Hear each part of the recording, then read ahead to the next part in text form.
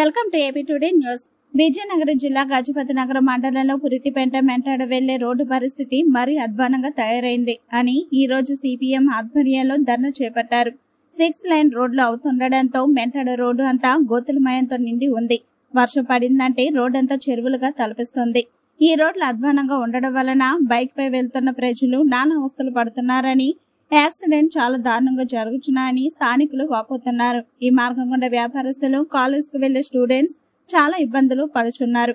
అలాగే ఎండాకాలం వస్తే ధూళి దుమ్ము వలన చిరు వ్యాపారస్తులు దెబ్బతింటున్నారు. ఈ కాలుష్యం వలన చాలా అనారోగ్యాల పాలు అవుతున్నారు. ఈ రోడ్ల దుస్థితి ఏ అధికారి పట్టించుకోవట్లేదని ప్రజలు గగ్గోలు పెడుతున్నారు. ఈ పరిస్థితిని అర్థం చేసుకున్న అధికారులు వెంటనే స్పందించి రోడ్డు మరమ్మతులు చేస్తారని స్థానికులు అంటున్నారు.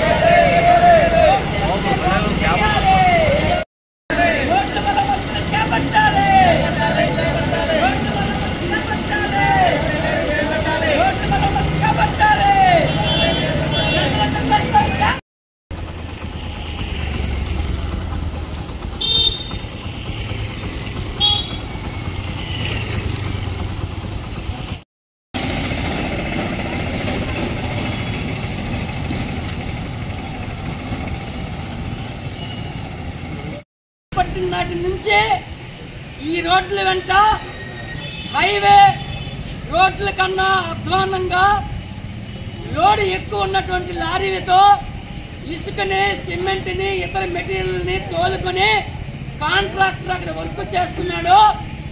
ఈ కాంట్రాక్టర్ సేవలోనే గత ప్రభుత్వం మునిగి తేలింది. అందువల్ల ఈ రోడ్లు శుభ్రంగా మరమ్మతులు అయిపోయాయి. ఈ మెంటార్ రోడ్డుకి ఇద్దరు మంత్రులు ఇప్పుడు ఉన్నారు. ఒకటి కొండపల్లి శ్రీనివాసు, రెండు గుమ్మిడి సంజారాని. అధికారం చేపట్టి 2 నెలలు అవుతుంది.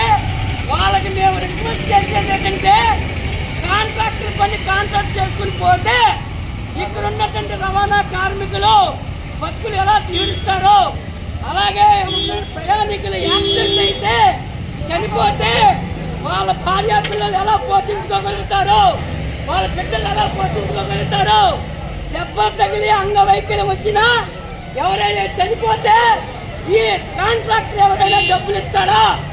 కాబట్టి వెంటనే ఈ రోడ్లు మరమ్మతులు వెంటనే చేపట్టాలి.